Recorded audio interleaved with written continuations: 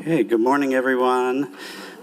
Welcome to day 2 of the Digital Humanities Forum. Thanks for coming back. Thank you to all of our speakers yesterday. We got another great full day of events today. Just a couple of announcements. One, we'd like to ask before you leave to drop off your name tags and the holders at this, there's a sign of Pip the beach cat right outside. If you could drop your name tags off there when you leave, that would be great. We also have a survey that we'd love for you to fill out. It's online. Ask for your feedback about different options, different aspects of the conference, and it's really helpful to us and to all of our presenters. So it's at this link, or you could go directly to the conference website, and there's a link to that there. So please do take a few minutes. It's pretty short. And let's see. A reminder, after the last session, we are having a happy hour reception from 4 to 5:30, or however long people want to stay, at the Lawrence Beer Company. It's in East Lawrence, about 3 or 4 blocks east of downtown. We're not providing a bus there this afternoon, but there are buses that go down to that direction, or if you need directions, let us know. Okay, and then I also want to take just one moment before we start to acknowledge my co-director, Sarah Bishop. Sarah is,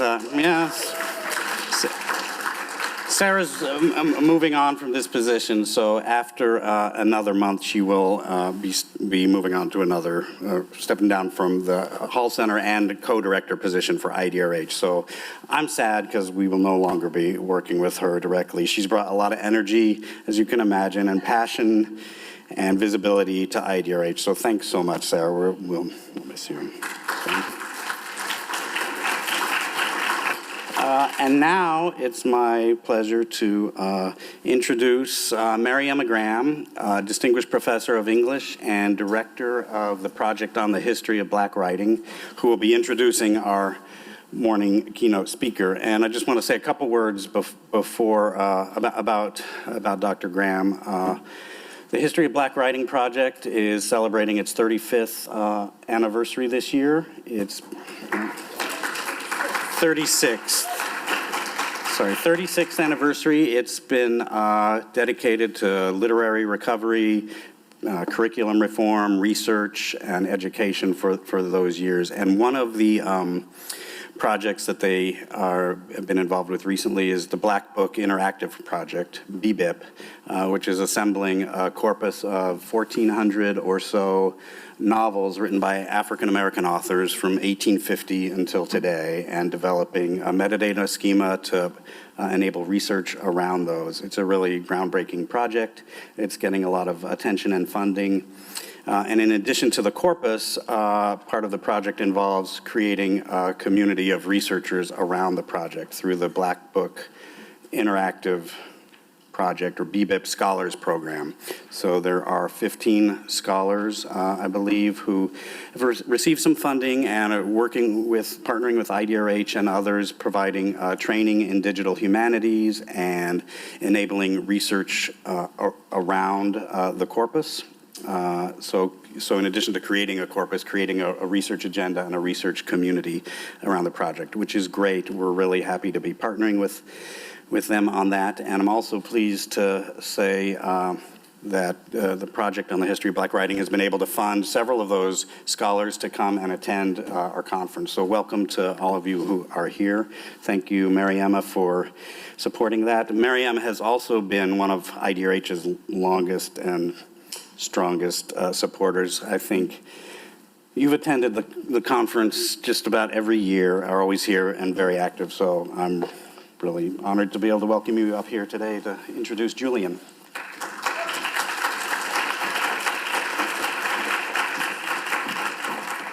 Good morning, everybody. Thank God it's Friday. But a great second day of a conference, and I'm excited to be here. Some of you probably have noticed that Julian Chambliss is keeping sort of a low profile, But he does have a website, and I can hardly do justice to what I found on it in this brief introduction. But I encourage you to go there to discover more interesting things about him. But here are a few. A self-styled nerd.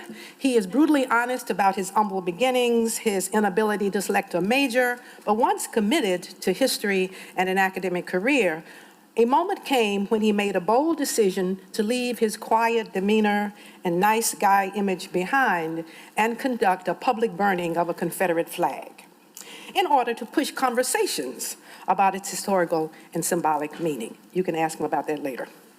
That said, we realize that Julian Chambliss thinks deeply and acts decisively. After 14 years in the history department and head of African American Studies at Rollins College, he joined Michigan State University in 2018 as professor of English with a joint appointment in history and a core faculty in MSU's Critical Diversity in a Digital Age initiative. Let me just repeat, English and history. His interdisciplinarity takes him inside and outside the classroom. First, as a leading scholar on comics, the graphic novel, film, and media. The most recent of his multiple books is Assembling the Marvel Cinematic Universe, Essays on the Social, Cultural, and Geopolitical Domain, 2018. His wide-ranging essays, blogs, articles, and lectures, some available on his website, demonstrate his major interest in real and imagined cities and landscapes and urban history overall.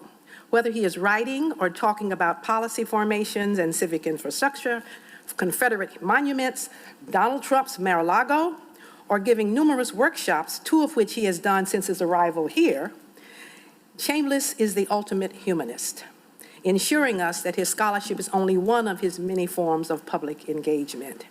If you aren't able to attend a workshop or quickly access his books, you can listen to Every Tongue Got to Confess, a podcast exploring the experiences and stories of communities of color. I won't dare begin to count the number of community projects where he has played a major role. Chambliss describes himself as a teacher scholar concerned with community, identity, and power. He believes in the importance of designing generative digital projects that use the classroom as a platform for students to act as co-researchers to trace community development, document diverse experience, and explore culture. I became one of his students when I became a national planner for the Zora Neale Hurston Festival of the Arts and Humanities last year in Eatonville, an organization in which he has played a central role for some time. I'm certain that the grad students, interns we will send again this year, next year to the festival, will learn even more from him. I know him to be a generous as well as accessible scholar, and I want to thank him on behalf of the Black Book Interactive Project for his willingness to come early to have the first of his workshops on Wednesday morning starting at 8, and for his ongoing engagement. Please give a warm Jayhawk welcome to teacher, scholar, digital humanist, and activist Dr. Julian Chambliss.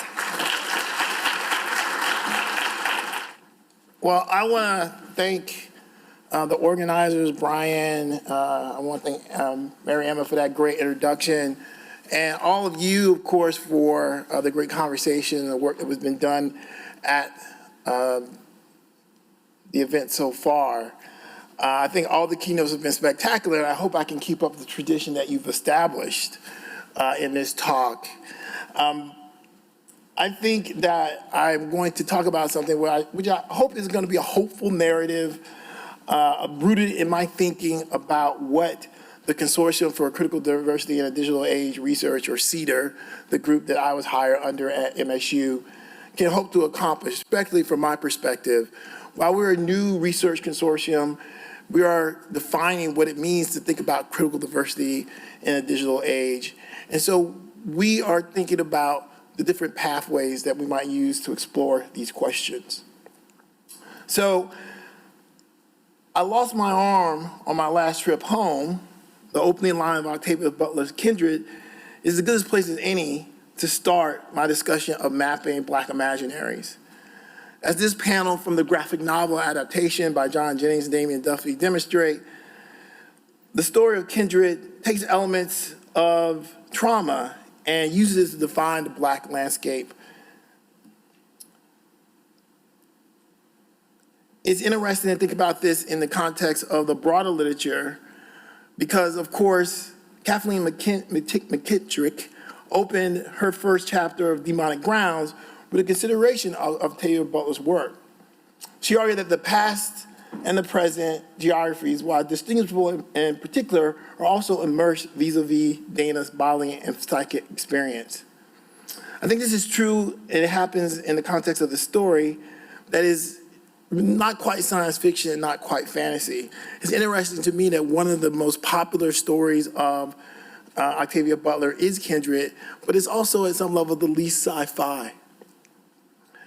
So because of that sort of like gray area around the story, I think it gives us a chance to think about the racialized narratives of recovery and rebuilding that are central to the literature of Black geographies, and how Black geographies offer critiques about the racialization and elevate at some level the possibility of oppressed people to envision freedom.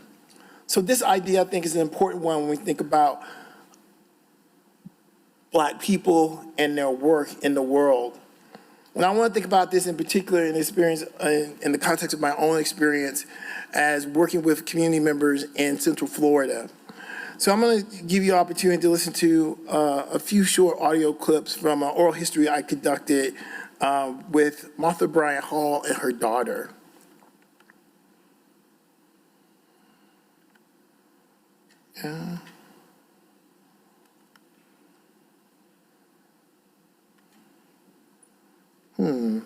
Or not. That's weird.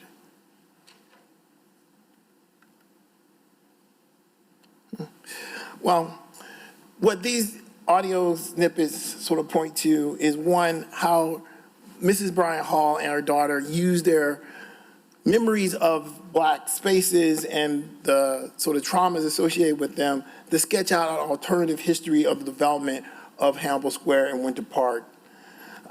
This Central Florida community, like many in the post-war, post-Reconstruction period, was settled with grand visions of Reconstruction and the freedom offered to African Americans. But over time, that development is skewed by the sort of systematic erasure of Black contributions.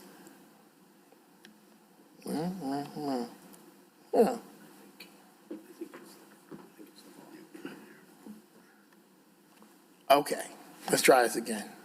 Well, first of all, in 1959, we moved from Orlando to Eatonville, Winter Park, Maitland area in that community.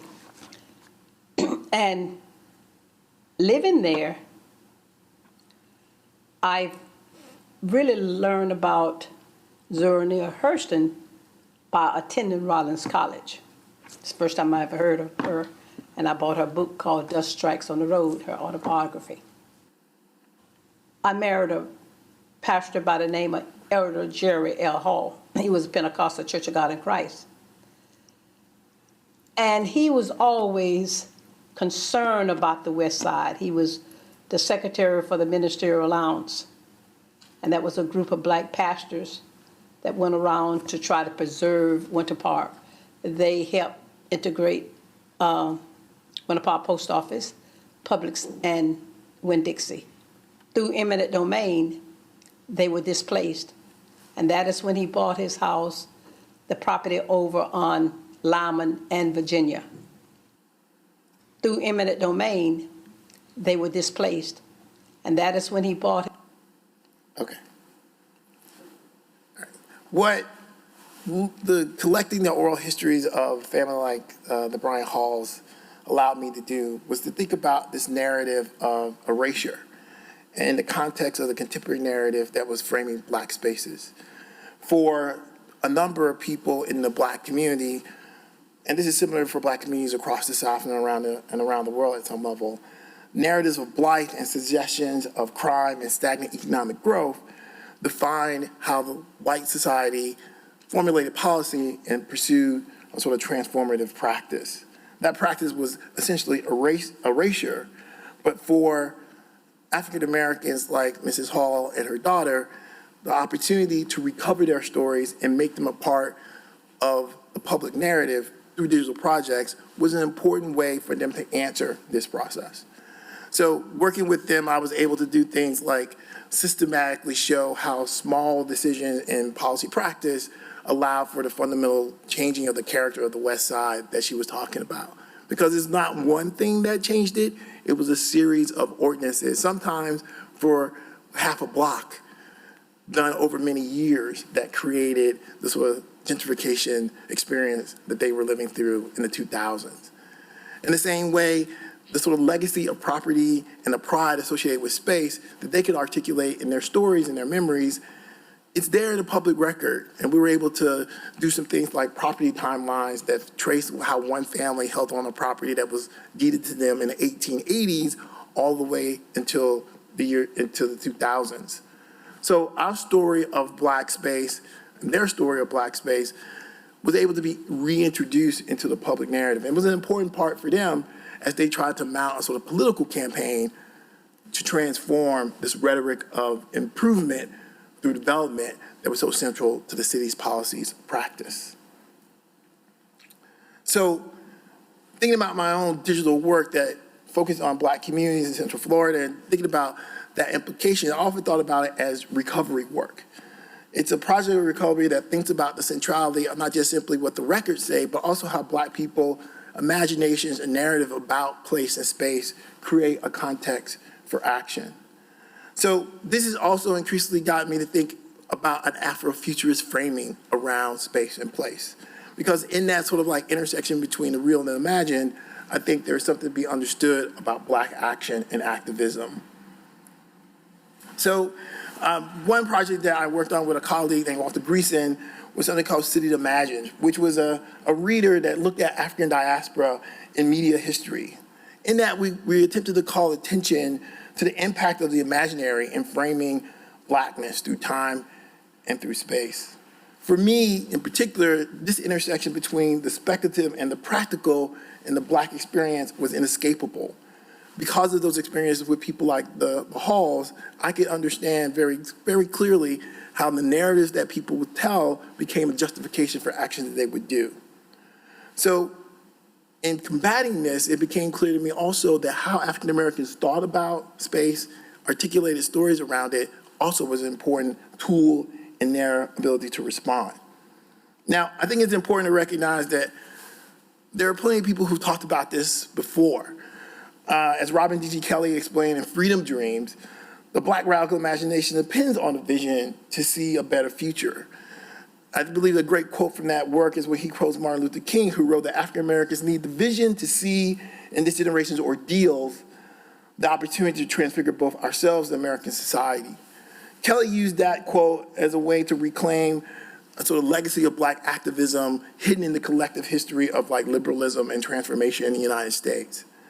And I think that that is something important in our own contemporary moment, as something like Black Panther opens up the door to Afrofuturism and its liberatory vision. Black Panther is, of course, a media sensation and the center of a sort of contemporary understanding of Afrofuturism, but it also calls our attention to how the origins of Afrofuturism are obscure in some ways in their connection to digital humanities, which I think are important. So I think it's important for me to think a little bit, to talk to you a little bit about the origin of Afrofuturism and its connection to the kind of digital imaginary and how that sort of plays out in my thinking about what mapping Black imaginaries and geographies might be. So the first thing to keep in mind is that the label for Afrofuturism in the contemporary landscape is a little off, I would say. In the aftermath of the Black Panther, a number of efforts in the media to define Afrofuturism happened, right? There were lists, there were people talking about it. I got interviewed a lot. All my friends got interviewed a lot. This list from City Lab even included my book on it, our book on it. But when you look at these lists, one of the things I thought to myself, these lists don't make any sense. They've glommed together things that don't really have the same sort of like set of goals or objectives, but they are sort of quote unquote Afrofuturist. that idea, I think, is an important one because the actual origins, the idea of confusion around Afrofuturism is an important one because the actual origin of Afrofuturism, I think, can be seen within the context of a pivotal moment of transformation that is very similar to the moment that we're in right now. It was Mark Derry who defined Afrofuturism in 1994 in an interview with Samuel R. Delaney, Greg Tate, and Tricia Rose. It's important to recognize that Derry is driven at that time by a very particular question. And his question was, why did not more Black people write science fiction? Now, if you're a scholar of Black literature, as many of you are, you recognize that question's not quite right.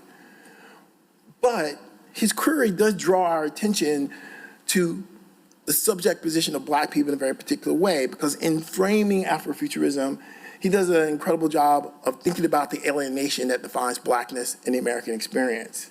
Because he talks about here this sort of sci-fi nightmare in which Black people move through invisible force fields of oppression. And he talks about this sort of idea of erasure that's very central to the Black experience in the West. And he also talks about how technology is often used and brought to bear on Black bodies, all in ways that are frightening reminders of the power of erasure and the power of technology when used against Black people. So his definition of Afrofuturism emphasizes signification and uses imagery as technology and a prosthetically enhanced future to, he says, for want of a better term, define Afrofuturism. So there's a little fuzziness there, and a lot of scholars of Afrofuturism, a lot of Afrofuturist practitioners really gravitated to that fuzziness in their efforts to expand what Afrofuturism became. What Derry was really trying to do, I would argue, is to think about the failures of white society.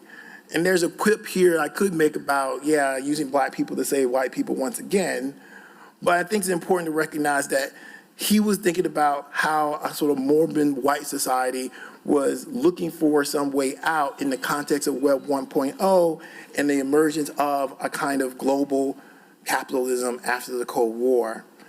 And this quote from 1996, it says, it's important for progressive voices to reclaim the future from the laissez-faire futurists, the posthumanists, and the bearded evangelists of new age cyber hype currently clouding our visions to come. And I think one of the things that happened is that, surprisingly, perhaps welcomingly, African-American thinkers did take this idea. And you can see it almost immediately in one of the seminal texts that emerged immediately after the publication of that essay. In the saga of the data thief, I think we see a narrative of diaspora that's very important and hints at the importance of how practices that are transmedia and deeply historical connect with contemporary questions about future and past. So in The Last Angel of History, John Le Confrey created a figure of the data thief, who's a radical archaeologist seeking the secret of the future, and he has to travel back in time. He has one clue, the mothership connection. If you've seen this sort of docudrama, you know that this is really a jumping off point for a kind of sonic exploration of Afrofuturism.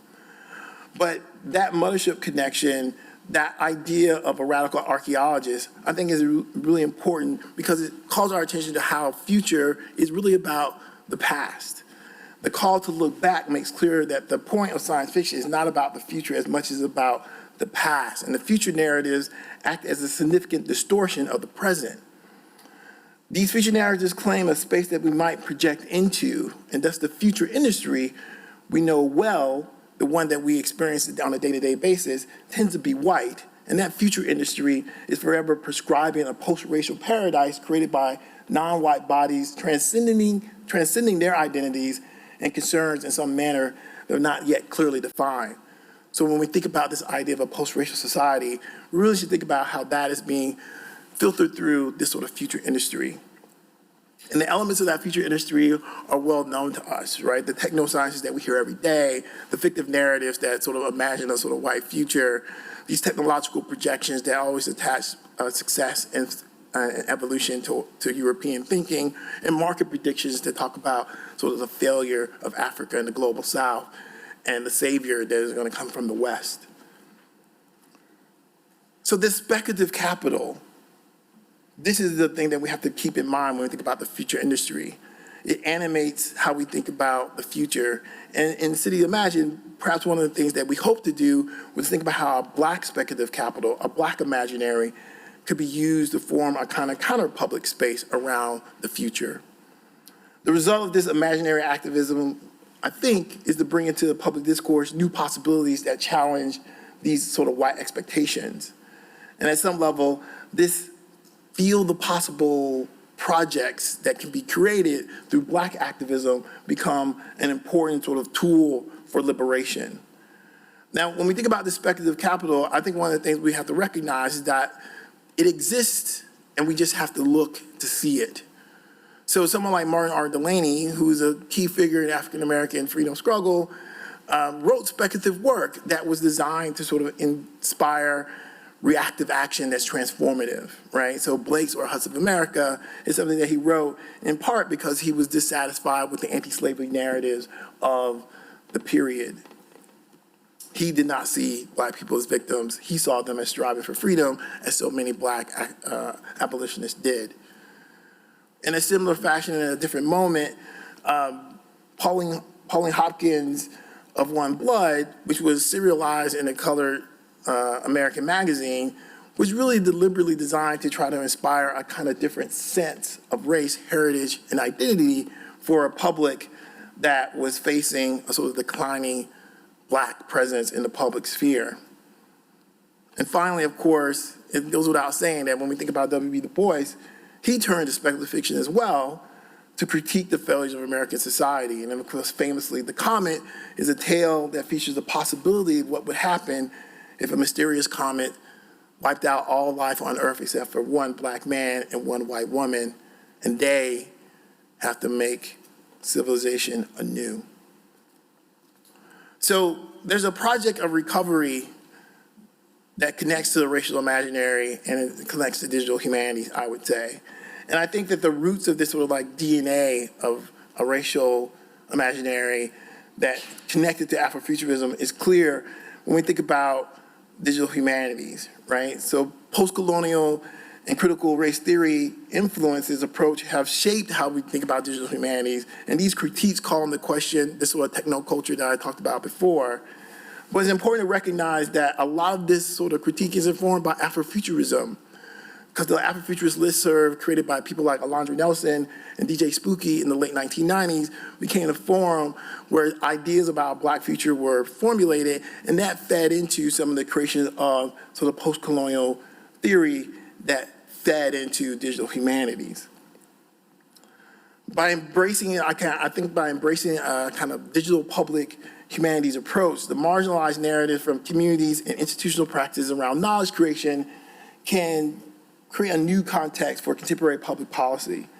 And I think in this context, a Black digital humanities is an important tool, because I think in this Afrofuturist DNA and digital humanities, there's an opportunity to think about how we might recover, evaluate, and see a Black future industry that could promote a different legacy of the past, a different sense of the present, and really a liberatory future. So this Black future industry would think about all these things that we associate with the future industry and recover them through a Black lens, right? So the fictive narratives that we know that are in the archive that in some level have been recovered through sort of digital humanities practice can be recovered even more. The technoscience that we know so well can be reformulated to take into account the Black legacies. The market predictions and the technological innovations, all these things can be a part of a Black future industry. Now, in trying to understand the experience of African-American communities, I think we increasingly look to scholars like Kim Gallen, who think about how these questions of equity are central to Black DH. So recently, there's been a lot of activism around this, right? So intentional digital, intentionally Black, sort of points our way to how Black digital humanity can become the focal point of a project of recovery that calls into account how Black spaces and Black bodies can be repositioned as vehicles of transformation. And I think about this in terms of Afrofuturism because, of course, Alondra Nelson who's really become one of the sort of leading scholars of Afrofuturism, doesn't use that original definition that Mark Derrida offered up, but instead talks about it more broadly as an epistemology at some level of thinking about how society operates, a way of looking, a way of thinking about Black diasporic production, the subject position of Black people, and a vision of Black modernity. So if all these things are true, then what opportunities await us, await me, await all of us when we think about mapping out these sort of Black imaginaries and geographies? I think one of the ideas that's important to me when I think about this is that Black digital humanities reflects less an actual thing and more a constructed space. It's in that space that this future industry can flourish. So that means that some of the work that I've already done, I think, is already a part of this Black future industry, because even though it was recovery work, that recovery work is a part of that sort of overall building block of that future. So when I think about this, I think about in particular the recovery of some of Black voices in print culture. So part of the reason I'm so fascinated by Kim Gollan's work is because of her work with Black print culture. And one of the projects that we did in Central Florida was the recovery of a Black newspaper that was thought destroyed. The fragments existed scattered across the archive, and we were able to bring them together digitally. And what we saw there was a different kind of activism that was focused on Black political thought that carved the path of biracial cooperation that was actually quite common in smaller rural communities in Central Florida, but was been systematically erased from the public record. So we can see the founding sort of fathers, African-American fathers in communities like Winter Park, but also in other small Southern communities as well. And their contributions were an important part of the creation of these communities, but their contributions were also important in that process of erasure that allowed for white supremacy to flourish. So right away, I could see that this idea of hacking the Black space to provide opportunity to explore how Black people envisioned freedom and created practices that were reactive, but also future-oriented, is something that I can document through digital humanities. This is one of the things that the reconstituted pages of Winter Park Advocate also allow me to do. But in the contemporary landscape, we think about documenting the Black counterpublics through projects that are things like the Every Tongue's Got to Confess, which allows us to talk to the people in Eatonville and the people being drawn to Eatonville from around the country and around the world about how the ideology represented by that community represents a vehicle for transformation. And also, in building these archives, we can see how there's a shift towards recognizing the framing of the past can be more fluid, that it can take into account the multiple pathways articulated by Black leaders that are not just simply high-level leaders like Booker T. Washington or W. Du Bois, but really a legacy of systemic activism that crops up through people who are connected with them. And these hidden networks of Black activism and Black thought that really persisted in smaller spaces across the South and offered a kind of sustenance to Black communities that was transformative in a lot of ways. The elements of that could be multiple things, but the data that we're collecting that is there, and the visualizations that historically that can be created, and the network analysis that we can do, I think can point us towards hidden relationships in that Black future industry that previous generations established, but have been lost to us in terms of our public dialogues. One of the things that we've been talking about is the idea of thinking about all the information that's already been digitized and what better tools can we use to articulate and pull out the experience of African Americans. So we're in the midst of a sort of conversation with a sort of collections data group at our library about what is the ways that we can work with something like the Hotties Trust and think about all those records that have been digitized. And in particular, there's sets of records that we can associate with something like the Tuskegee University and the Negro Yearbook that provide a rich set of data about Black people in the post-war period in the early 20th century that we want to take advantage of. As we think about the possibility here, we see that there's this information that is there, but in the way that's been digitized, it's hard to get at. So our first challenge is to think about, is there a tool that we can create that can push us towards some sort of clear vision? And it's important to recognize that in the work of something like the Negro Youth Book, a figure like Monroe Work acts as a kind of bridge between ideologies. He was one of the few people who could work with Booker T. Washington and with W.B. Du Bois. And as Du Bois' sort of contribution to sociology and his work as a social science has become more defined, the work of Monroe Work, I believe, is going to be something that's going to be a resource for this visioning of a more nuanced and in-depth understanding of Blackness in the United States. And I think it's important to recognize that projects like the Black Book Project are also already doing this kind of work. And one of the things that is an opportunity for us is to try to reach out and I think make partnerships using the metadata in projects like this and really think about the ways that we can connect to this ongoing sort of Black DH community to spotlight this sort of transformative action. At the same time, as Dr. Graham pointed out, in my role as a planner for the Zora Hurston Festival, I really pushed them to think about the possibility of Afrofuturism as a theme for the festival. And they've accepted that. And part of the things that we will be doing is to try to bring the people together who are Afrofuturists across disciplines and have conversations with them in the context of the festival. And that will allow us to sort of document this sort of contemporary ongoing transformation of Afrofuturism in the public sphere. Those conversations will become archived as well, and we're working with the Vincent Voice Library to create a kind of archive of the Black Imaginary that will work very well. So finally, when I think about what this sort of Black future industry looks like in the past, it is about the records. But the reality is Afrofuturism is also a contemporary landscape as well. And as we look out and we're talking to people who are contemporary Afrofuturists, we can see groups around the country that are taking tenets of a kind of revisioning of the future and using it for activism on the ground, be it in places like Philadelphia with the Black Quantum Futurism, or a figure like Ingrid LaFleur in Detroit, who actually talks about cryptocurrency and blockchain as a tool of liberation for African Americans, or groups like Black Space that use active techniques of storytelling to transform society. This is a future that is now at some level. And finally, these same technological ideas are making technology visible, physical, and a liberatory tool. And this is also something very much that we need to take into account. Ultimately, if mapping big is successful, because it's mapping Black imaginaries and geographies, big.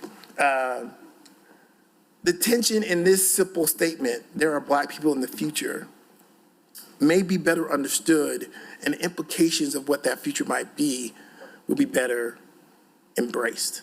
Thank you.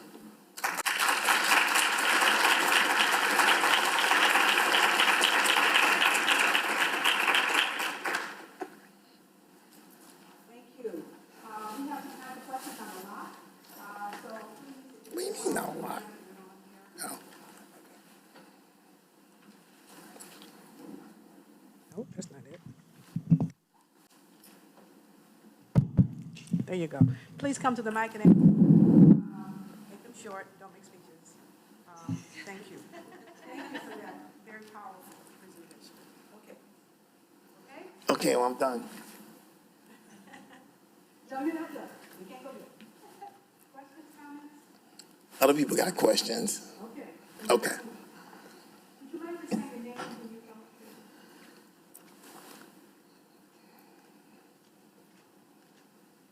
My name is James Yeko, and I just want to thank you for a very productive talk. Oh, thank you. Yeah, so I'm wondering, do you imagine that there is some kind of intersection between an emerging African digital humanities and the more general Black digital humanities you've spoken about?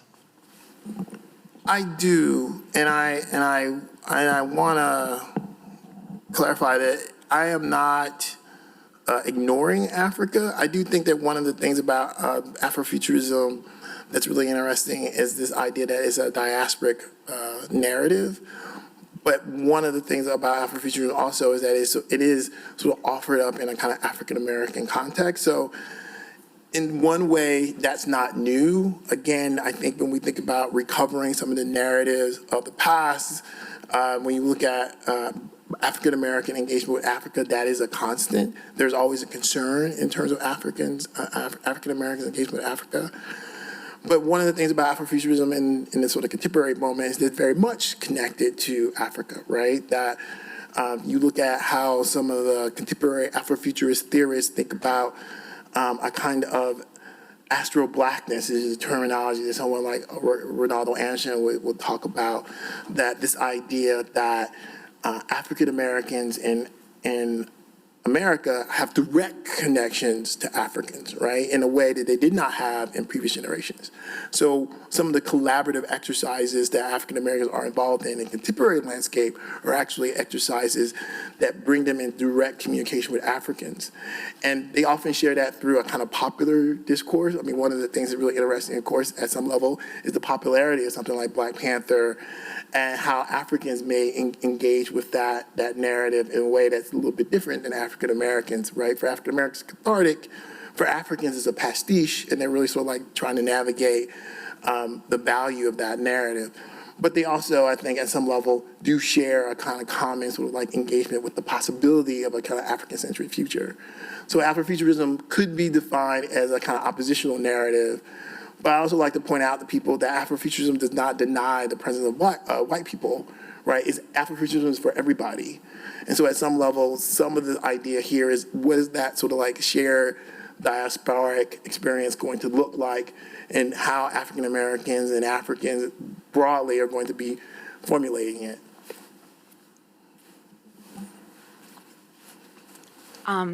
Listening, it was very inspiring to listen about that relation between the speculative and the practical. It's a great presentation, and I wonder, there is, I feel, a tension between what pop culture can do for these speculative narratives and activism and what digital humanities can do. So I'm curious, do you think one is more powerful than other? Do we need both? Because I see some of these digital humanities projects are much more about archiving. They feel much more about time, while it seems like the space is something that you're thinking as a more powerful way of provoking people to to create a public space or gain power. Yeah, I think one of the things that's really interesting about this is the idea that the archive becomes a foundation for a different kind of imagining of the space. And I mean, the goal of digital humanities, especially the sort of race-inflected racial geographies that are expressed and explored in digital humanities, is about creating space. And in fact, our keynote from Monday, she talked about this idea of like, this is a way for us in the contemporary landscape to create space. And I think that's very true. I think that one of the things that sort of defines digital humanities as an accessible tool, and in particular, again, we think about this in the context of a kind of social media inflected digital humanities that allows for individuals to be both the site of production of narratives, but also the individual receivers of particular narratives, as an important sort of like feedback loop, right? So the corporatism that we know well does have the danger, does pose the danger of erasure when it comes to some of these freedom narratives. But the claim that a lot of Afrofuturists have, and I think a lot of the sort of like narrative within digital humanities around open source, around minimal computing, around this sort of recognition of the need to include the community-based work, is an attempt to make sure that these marginalized groups can create a space. But it is a kind of, I think, a question for us as practitioners. Are we going to ensure that access, right? Are we doing our part in terms of like creating that pathway for these marginalized narratives to become a part of the canon, right? Are we sort of producing those archives in a way that will allow them to persist in terms of the dialogues that we want to have? And at some level, this is one of the great challenges for us as digital humanists, is our ability to think about these cultural production questions and the sort of like requirements of the industry that we're in. Like, we're part of the future industry, right? We're part of that. So some of this is about us recognizing that our products can feed into more than one kind of industry. Do we want it to feed into a kind of, I say Black future industry because I'm thinking about this in particular related to the African American experience, but really it's like all marginalized people, right? And a lot of the work, I think, that inspires a lot of people in this room is work that's about that sort of documentation and empowerment, right? And so I think that's really one of the things that we have to think about, like these movements around minimal computing, these movements around open access. What are going to be the actual formulas and practices that are going to make things persistent, accessible, and enduring, right? So I think those are questions, and it's a credit to KU that I think their push to have this conversation in a context like this allows for people to have the kind of conversations that are going to create the pathways to make that happen. So it is a sort of question, but it's not an impossible job, right? We've done it before. That is, academics have done it before, and I think that's part of the reason why the Boys is always like the academic all Black people want to believe they are, right, at some level, in part because of the way that he sort of like crossed through and did all these things that were both institutional but sort of liberatory, was, public intellectual, so on and so forth. But we all have tools that will allow us to do that kind of thing when we think about it. So are we doing that is the question, right? Are we doing that? One more question? Is there? Well, I'll ask my question. I'm trying to be nice here. So you talked a little bit earlier about the name issue, the name game. Okay. So in terms of and I kind of entered this field talking about digital divide. That was sort of my entree, the digital divide. But the more I attend these sessions, I realize that it's not so much about the digital divide, it's about how we are defining the digital. So can you say a little bit more about how we can sort of frame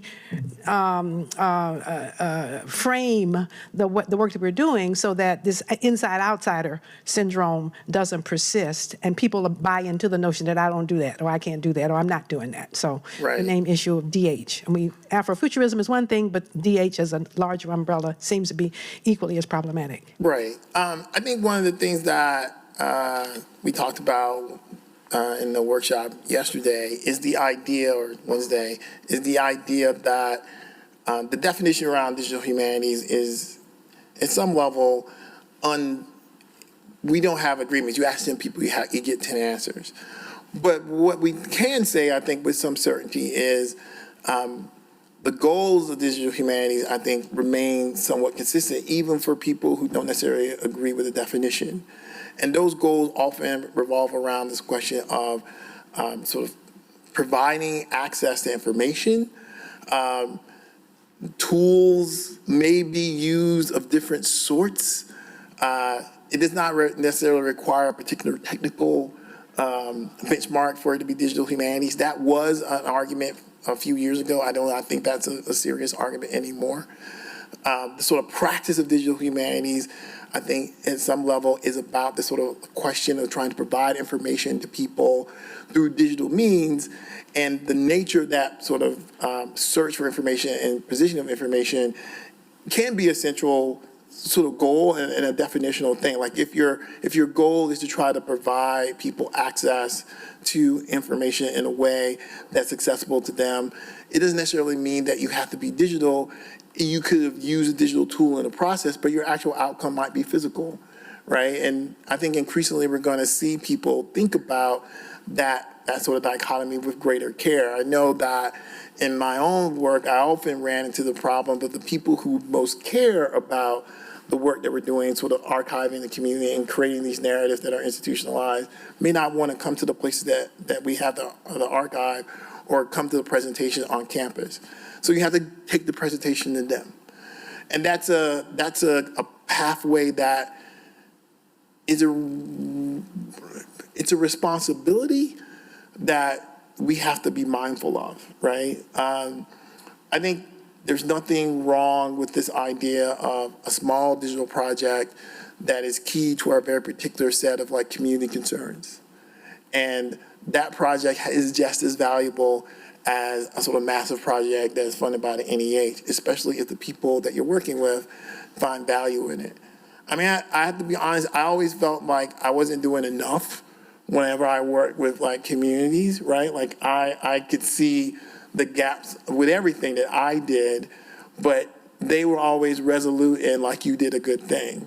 So I had to make a decision about, do I want to continue to do that good thing, or do I want to, figure out a way to get all the accolades that I could possibly get, which is sometimes a very different set of things to do.